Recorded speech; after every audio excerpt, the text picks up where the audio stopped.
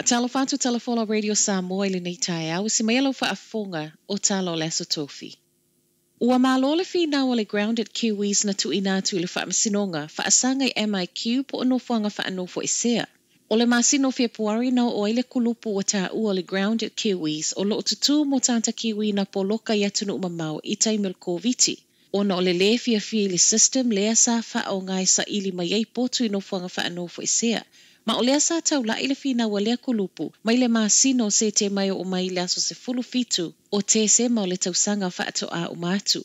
Ele o sa o ile grounded kiwis le system na mo o miai le voucher, ma mauti no ewa maa wale potu e pe o na yei le online lobby system.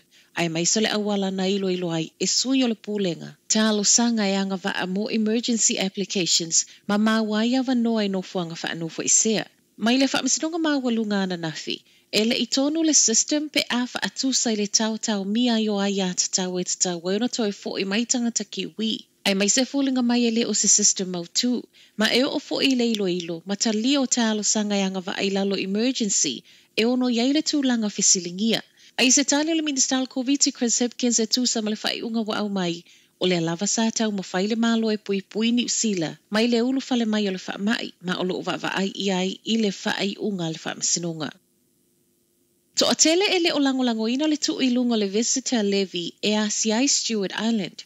Sa fulu 5 te alali si itanga lewa fuafua e sui ai me le 5 te alau lo totongi mo le visitor levy e a siai le motu. Mai le se lau ma le lua i lata una faali fina ngalo. Luas fulu ma le iwa wa filifili e faatu mau pe le 5 te ala. Tolu se fulu lua tangata e mana na o e si ile se fulu te ala. Ai se fulu valu e mana na o e si ile se fulu 5 te ala. O le wata lia se whae unga le council o le Southland District i le masina fawai loai. Le CE po o le CE o le levy. Peita ai, o le toa telo tangata e au whemal au whai pisinisi. Wha alia le popole o na e ono a vea lea si itanga, ma mafu angole a le toi toa tele ai tu risi. Ai le whinawa i la tolo mana na o e CE, e wha apea e wheso soani lea e wha atu peipolo kalame sanga wha ato sina tu ai tu risi. A o talia la se whae unga le council, mai le community board a Stewart Island o lea sao lato mana na o e tu uilunga le se fulu tala, ai le o le se fulu 5 tala. Mai Suil Hospitality a New Zealand, o lato wha atalo sangaina le council, fo fola mai pe wha awhewheo na wha o ngā pe toi wha alu le si itanga o lo mana na o iai. O le toa telo tangata mali liu i le long weekend wha ato a umatu le Anzac, ua toe sa waile wha atau o le saunga le mu i lungo a wala. Se fulu tasi tangata mali liu o no wha lavelave tau te avale au fiei matupulanga to a wha Invercargill, le ana mali liu i le wha lavelave tasi. Ai to tono o le tausanga wha ato a umatu. Tolu se lau lua se fulu tangata mali liu, ma le silia ma le lua fe tangata manu nua ona o ta avale lave vea.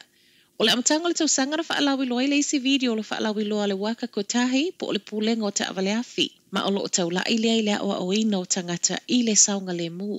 I nei whaalawi loa, mai le sui ko mesina o leo Bruce O'Brien o le mana onga i tangata i a whaia lava le tangata lona tiute a o iai i lungo le awala. O le toi lua vaiaso wha amanatu le vaiaso o tā ua o le Road Safety Week, ma o lo iei le wha amoe i lato o lo tu wha atasia i a whesoa soani lea i le momoli ino le wheau i tangata uma. Ua toi fo i le Wellington Water lana aisinga, ma le upu, mo o mia nisi wha amtalanga iana tupe wha alu. Se fulu 2 miliona tupe wha au popo wa talo sanga ma iai le Wellington Water po le vaya Wellingtone, mo lana paketi to tono le isi lua tau sanga lumanai. Ma olo o au fia i tonu ma le 3 miliona tu u ese mo tupe overspend pe over wha o ngā. O le vai ngā tupe, e ese mai le isi 5 miliona le ua mai a wha au popo i le council i lana paketi. E u inai tupe wha au popo mai le vaya Wellingtone, o lo o te lele ngau. I le whonotanga na na fita ua mai ei fo i le teo a New Zealand, o le wha ato ata alo sanga le vaya Wellingtone mo le si itanga i 3 miliona i to tono le lua vai aso walu. Mai tangata office o le council, e le o lava se taimi e ilo ai, ma tu inatu se reporti lumo le council. I le neima ta upu wa autasi uma councillors, e toi tu uatu i tua i le lua vai aso le paketi e tapena mai ai le Wellington Water, wha apea sui office o le council e ala i le au ili mai o le si itanga o le paketi. Matala muli, wha atupula ia nga oi wha o ngai ta avale i tutono ni usila, ma ua talo sanga le au whai pisinisi e whaia se wha ai unga tatau. Se fulu lima i le lua se fulu ram rates po o so whainga ngā oia wha o ngai ta avale reportia I to tono le vai aso e tasi. I nei wha mau ngai le fo I le ofiso leo leo e tusa ma wha mtalanga na tu ina mai ana nafi. Ma ua wha manino mai ai fo I le o se wha awhita uli na o au kilani e wha apea fo isi vaenga o New Zealand. O le to atelo I lato o lo whaia nei o so whainga o tala vau se fulu tasi le se fulu whātau sanga.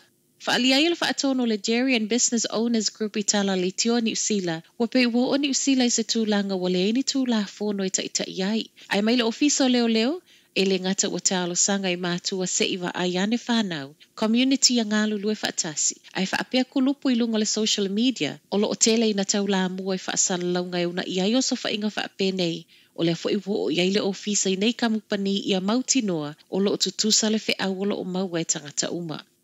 Talanala Radio Samoa, manuela nei tai au.